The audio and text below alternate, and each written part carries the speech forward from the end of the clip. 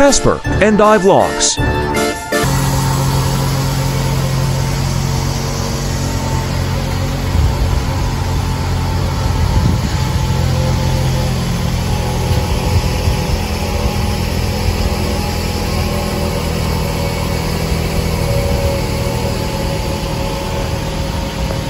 Yes, hello mga kakuan. Good morning. Have a blessed morning to everyone, especially sa mga Muslim. Happy first day na Ramadan sa inyong lahat. Ayan po. Ang ating sitwasyon ngayon dito pagkatapos ng ulan is so much foggy tayo ngayon. Foggy po ngayon. Ayan ho. Medyo ang ating ulap ay bumaba ngayong araw na to at sobrang anlamig naman. Basaan sa heg. That's why the Casper not falling down. Not going down, not going down. Casper? Casper? Galit. Nanginginig po siya sa lamig. Uy, wait lang, kumuta ka muna si Casper. Ayan, mga kakuan, kumuta natin si Casper, nilalamig pala, sorry. Ayan, buti na lang may kumot siya rito sa sakyan. Sobrang alamig nga naman. Oh, kawawa naman ang buboy ko. I'm sorry. Lamig. Ayan po, nilalamig po siya. Nanginginig. Nanginginig ang pogi. Ating pogi. Ayan, oh. Babalot lang natin siya sa kumot. At himas-himasin lang natin si Kahapro. Oh, tsaka wawa. Uy! Lamig! Lamig po! Ayan o, nanginginig. So, ayan nga, malamig nga talaga. So, ayan mga kakuan, maghahatid tayo ng alaga ko. Pero ang pinagkaiba ngayon sa Ramadan, ang Ramadan time nila is late. Late ang mga pasok nila. So, yung isa kong alaga na nagkatrabaho sa Ferrari, sasabay siya dun sa kapatid niya. So, ang ihahatid ko yung sa university. Dati ang pasok niya pag Monday, 6:30. Ngayon ang pasok niya is 8:30. Ang labasan nila is before 5 o'clock. Ngayon ang labasan niya is 4. So, ayan. So, abangan nyo ang mga ganap natin sa unang araw ng Ramadan.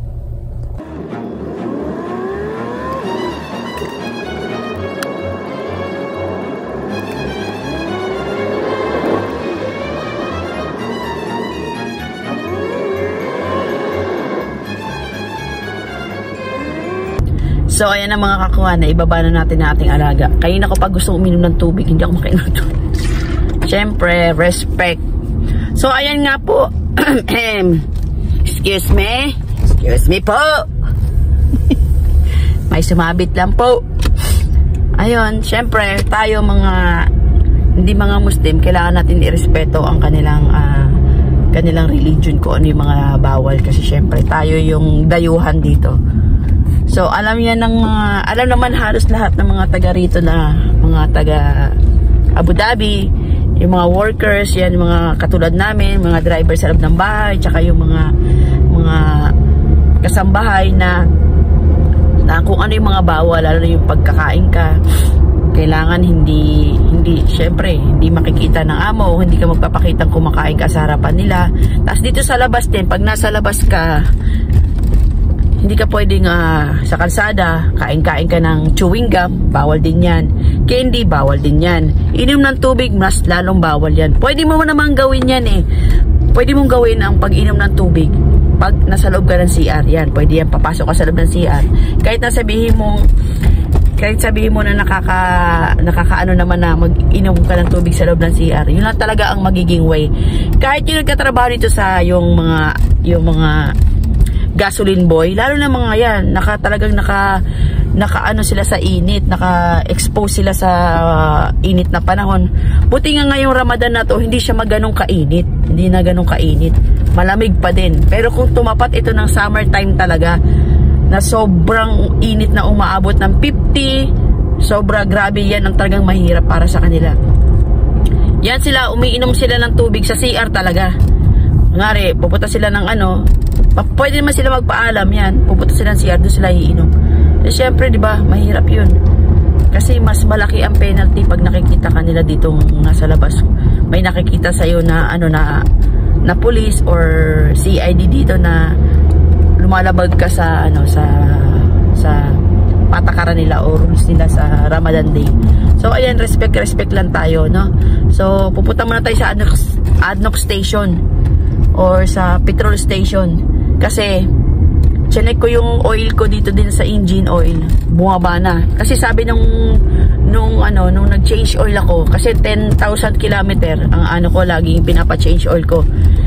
Sabi niya, pag once na nag-half yung kilometer mo sa 10,000, i-check mo yung oil kung saan yung sukat. Kasi nung nagpa-change oil ako, umuusok na yung pinaka ng makina niya.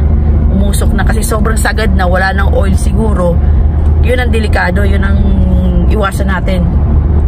So ngayon pupunta tayo ng ADNOC para magpa-refill ulit, magpalagay ulit tayo ng oil. Nawa hindi siya ganun kamahal kasi ang pera ko dito, ang pera na iniwan lang ni Amo is for the laundry yun. Gagamitin ko lang muna sa pagpapalit ng paglalagay ng oil. So diyan muna kayo.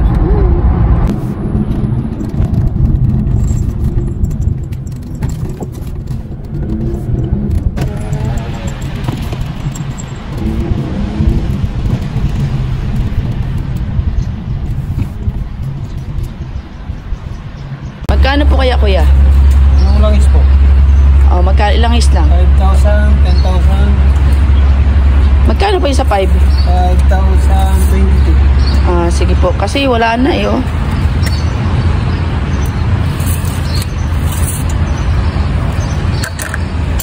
Last time kasi hindi ko alam na sumagad pala. Umuusok na yung binuksan niya yan, oh.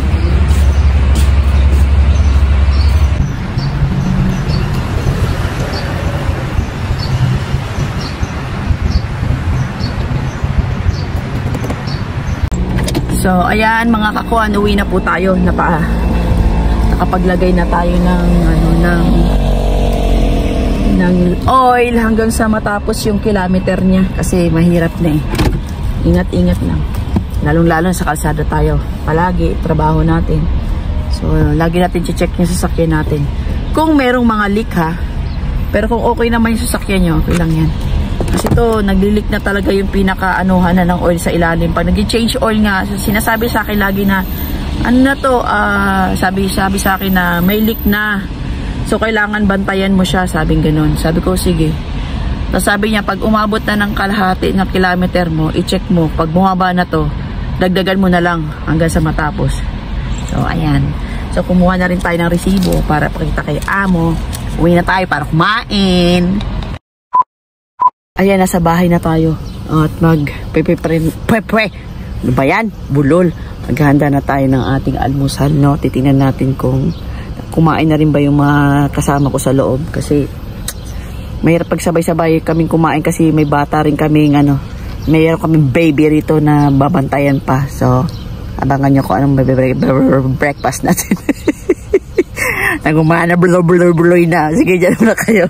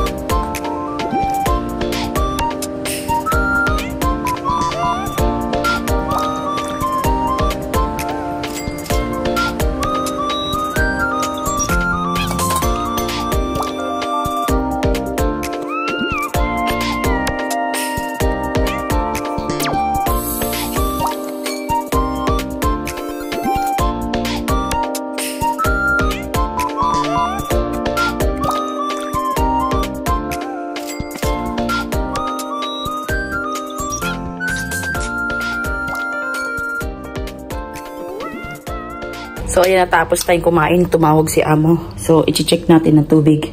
Kasi wala kaming tubig dito sa CR. So, mandito yung manggagawa. Alam mo na, trabaho natin. Hindi lang tayo driver. All around. Helping, madam. Tignan nyo, wala kaming tubig dito. So, ayan. Wala tayong tubig. Yan. Kaya, ayan. Aayusin ng manggagawa dito. Kailangan bantayan, tingnan. Baka may mga kailangan siya. Ayan, chinecheck niya yung ano namin doon. Pump ba yun? Or ano ba yan? May tubig dito pero sa kwarto wala. Ayun ang lakas ng tubig doon. May tubig naman. Pero sa mga kwarto namin wala. Sa labahin wala. Ayan, lakas ng tubig. Bakit kaya? Binuksan niya. Hada ini Zen. Bes hada da kalinak la mafimay ba good fa mafimay. Tinatanong niya sa akin bakit daw. Gumagana naman daw dito, ba't ano nangyari? Ba ako ba mayroon ba ako mag-ano nun? Ako ba yung manggagawa? Kaya nga siya tinawag para tignan ko kung ano yung nangyayari. Tanongin sa akin bakit daw. O yan, walang tubig. Walang tubig dito sa labahan, sa labas din. Yan lang ang tubig.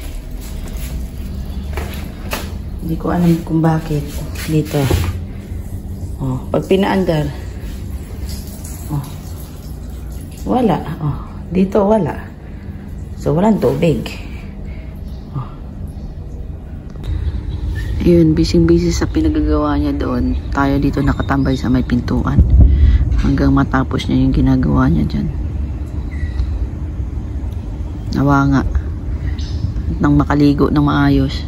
Para tayong ligong pato. Buti na lang kamo, mayroon pang mga may patak-patak kanina na tubig. Ayun, nagpuno ko isang balde rin. So, ligo na lahat yun. Shampoo, sabon. Oh. Importante, nakaligo.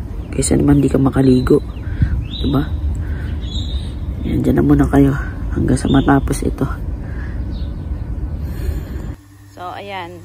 Sira daw yung makina. Ewan, yung automatic daw sira. Yan yung sinasabi niyang sira daw. Kasi hindi daw nag-aano ng tubig. Kada ano bili. Scammer din to sila eh.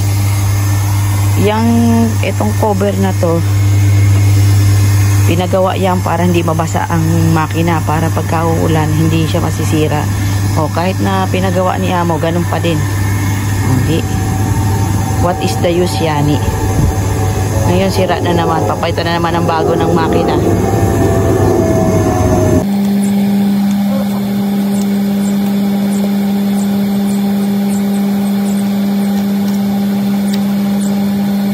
Yan, after 48 years, dumating na din siya, di ba? Yan, papalitan daw ng bago. Itatry niya raw yung bago. Kumaintindihan to.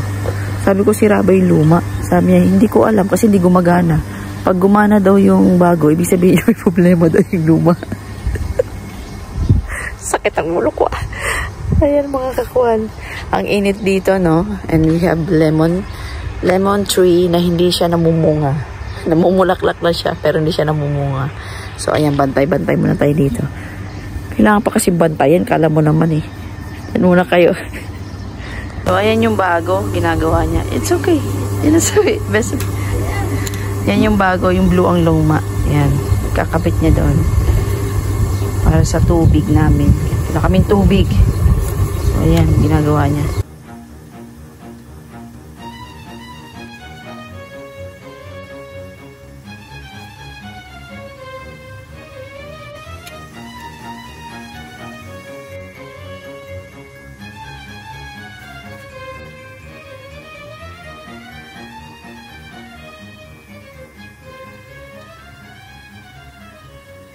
Try natin kung may tubig.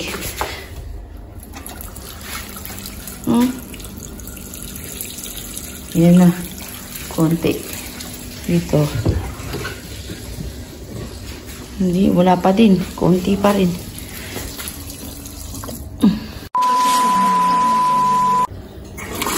So, ayan. May tubig na. Sakas na.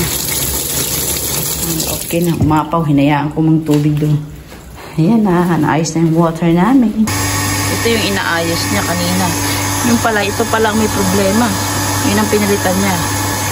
Ito ang tinanggal niya. Oh. So kanina pa siya naghukay-hukay na lahat-lahat. Yung sa lahada pala muskila. Adawahid. Ano hada? So ito na yung tubig sa kwarto ko. Diba ang dumi? Ito tapon natin. Hayaan mo natin tumuro para malinis. Tingnan ko nga dito. Ay, yun. Ay, ang dumi. Dumi. A few moments later. So, ayan, okay na ang tubig natin, no? Ayan si Casper. Okay na ang tubig natin. Kaso, brown nga. Kailangan lagyan ko bumili ako ng filter. May salaan. Tapos, yun, alam nyo ba yung nagawa na yun? Ano din siya, fasting din siya. Napakahirap na nasa labas. Nagawa siya na ganun, tapos naiinitan. Aawa. Hindi naman siya pwede uminom ng tubig. So, ayan, ako na lang iinom ng tubig. So, ayan, abangan nyo. Yung susunod kong magiging trabaho yung magsusundo ako sa alaga ko ng maaga. So, 2:50 PM, kailangan nandun ako sa isa. Kasi yung labas naman ng isa, alas 4. So, ayan, pahipahinga muna tayo konti. No? Relaxing muna tayo kasi ang oras na din ay it's 12:52 na rin. Oh, ayan. So, maya-maya aalis na rin tayo. So, ayan guys, natapos ko na akong trabaho at na-late ako ng sundo kasi nakatulog ako. Nagising ako 2:47. Ang dapat 2:50 nandun ako dapat sa kanya. Nag-message ako, sabi ko sorry, sabi niya okay lang. At ayun na nga, lahat nasundo ko na sila, no, mga kakuan. So, bago po tapusin ang video to, please subscribe po sa ating mga kaibigan na vlogger din. Jack Sparrow, Sheehan Patrice, Daddy Cars, I8 Vlog, Remis TV Watkins, Marites Vlog, at ang mga vlogger ng Palawan, Marion Yang Vlog, si Aji Tahala, at saka si Kanguso Vlog. Pakisubscribe din po sila. At syempre, mga vlogger na kaibigan ko din ay si B-Page. Pakisubscribe po si B-Page. At sa nabanggit ko na po si Marites Vlog. At syempre, subscribe nyo po ang aming channel ni Casper na Casper and I Vlog. Ayan po. And syempre, kailangan i-shoutout natin mga classmates natin na super support sa atin, sa ating mga channel. Yan sila, Chang MC, Mami Whip, Rachel, Sheila, Lionheart, Sir Chopper, Sir Al, at syempre si Ma'am Pinoy Fanatics, at ang kanyang anak na si Baby Kalma. Yan po mga kakwan. So yan po, tapusin ko na itong video nyo. Please po, like and subscribe po tayo. Support po tayo mga small YouTuber and be happy at enjoy po sa ating first day of Ramadan. Lalo-lalo sa ating mga Muslim brother and sister. Ramadan Karim po sa inyong lahat, and yalla bye.